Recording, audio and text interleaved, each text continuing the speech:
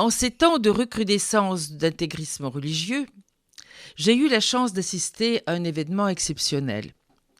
Invité à m'exprimer au nom de la délégation des non-croyants dans le cadre d'une rencontre interreligieuse à Assise en octobre 2011, j'ai été impressionné par le discours du pape Benoît XVI qui déclara, je le cite, « Nul n'est propriétaire de la vérité ». Fin de citation.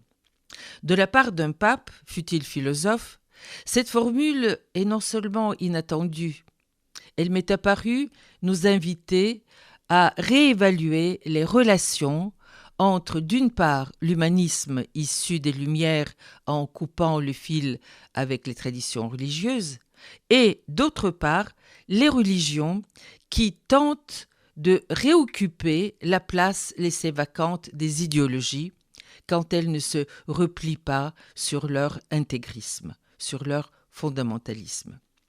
Comment expliquer cet intérêt pour les religions chez l'intellectuel athée que je suis ?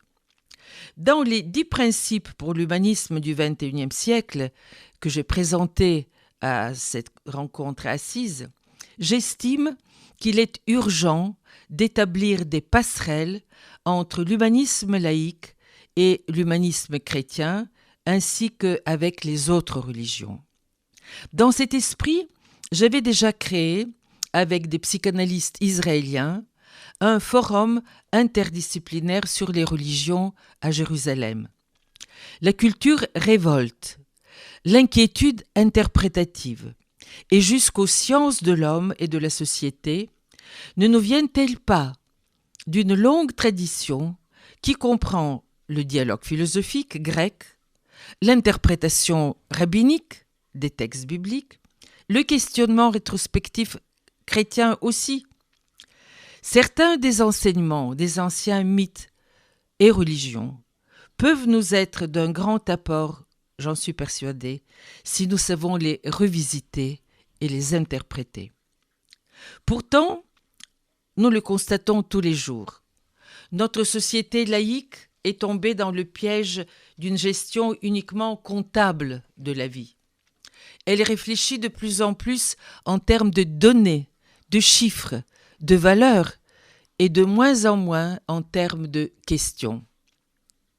À l'encontre de cette tendance, j'ose plaider pour cet humanisme qui s'est constitué sur le continent européen et nulle part ailleurs, tant dénigré pour ses faiblesses et discrédité pour ses propres promesses humanistes non tenues.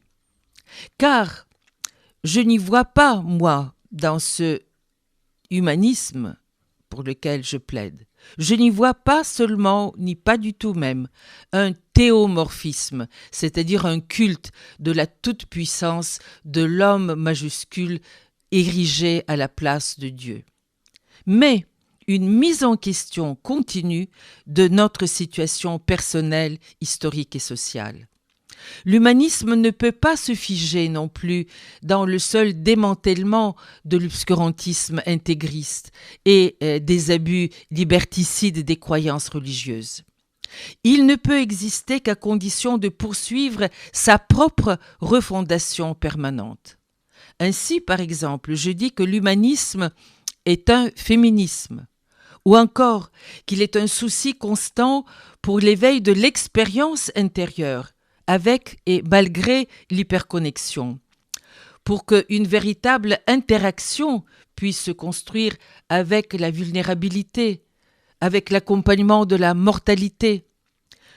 Il propose, cet humanisme dont je rêve, une morale qui nécessite une réévaluation respectueuse des héritages religieux et spirituels. Je parie que la possibilité d'étudier et de réévaluer ces constituants anthropologiques universels que sont le besoin de croire et le désir de savoir, et leurs variantes dans les diverses religions et spiritualités sur la terre, cette nécessité est urgente.